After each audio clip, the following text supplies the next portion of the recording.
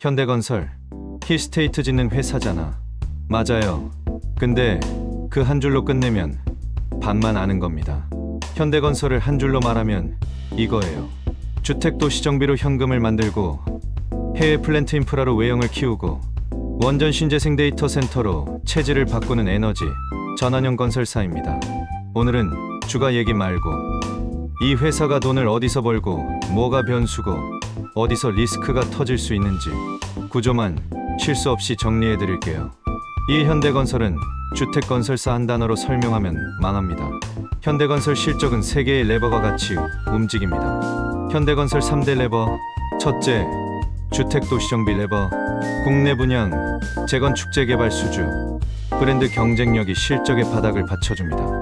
둘째, 해외 플랜트 인프라 레버. 이라크, 사우디 같은 대형 프로젝트는 한번 잡히면 외형을 크게 키웁니다. 다만 이런 사업은 수주 자체보다 공사 진행률과 원가 관리가 더 중요합니다. 셋째, 에너지 전환 레버. 원전, SMR, 태양광, 해상풍력, 송전망, 데이터 센터는 지금 현대건설이 멀티플을 바꾸려는 영역입니다. 즉, 현대건설은 집 짓는 회사가 아니라 주택으로 버티면서 에너지 인프라로 무게중심을 옮기는 회사예요. 이 회사 구조 현대건설은 4개의 엔진으로 보면 끝납니다. 오늘 대본은 이 4엔진 프레임으로 이해하면 끝나요. 주택도시정비 엔진, 힐스테이트, DH 같은 브랜드와 도시정비 수주가 실적의 기반입니다. 해외 플랜트 인프라 엔진, 중동 이라크 사우디 같은 대형 프로젝트가 매출 규모를 키웁니다. 에너지 전환 엔진, 대형 원전, SMR, 해상풍력, 태양광, 송전망, 데이터 센터가 미래 성장축입니다. 자회사 현장 관리 엔진, 건설업은 수주가 많아도 자회사 손실, 해외 현장 원가, 일회성 비용이 터지면 이익이 크게 흔들립니다. 참 최근 실적은 좋다 나쁘다보다 외가 핵심입니다.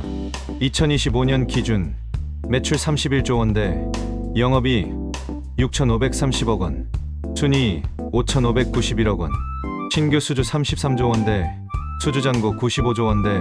한 줄로 정리하면 이거예요.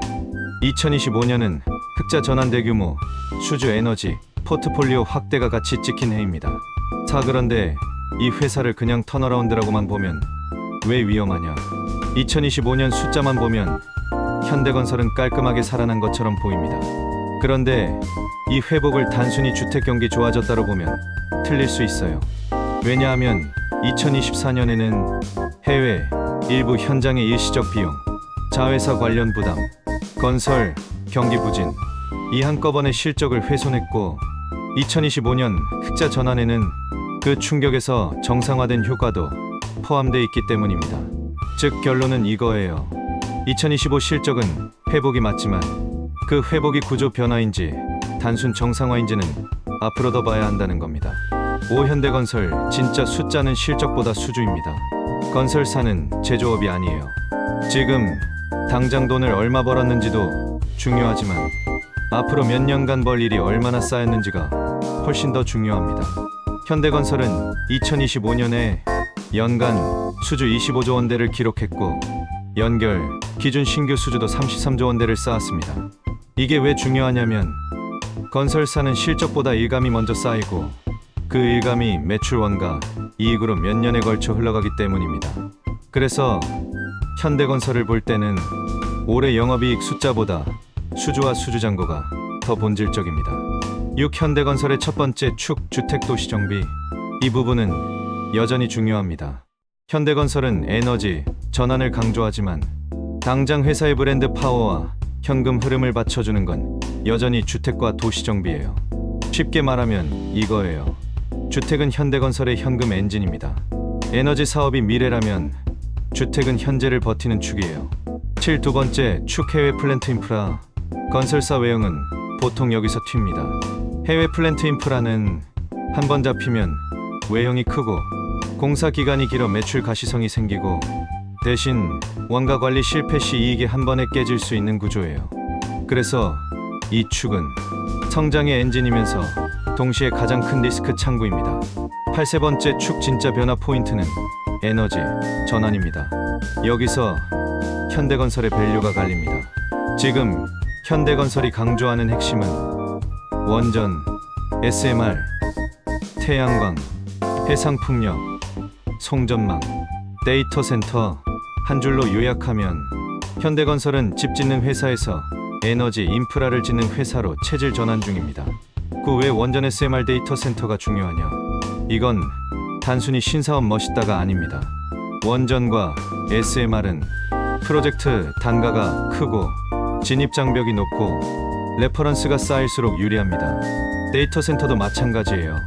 AI 인프라 투자 확대와 같이 가기 때문에 단순 시공이 아니라 전력 냉각 운영까지 붙는 고부가 영역으로 갈 수 있습니다.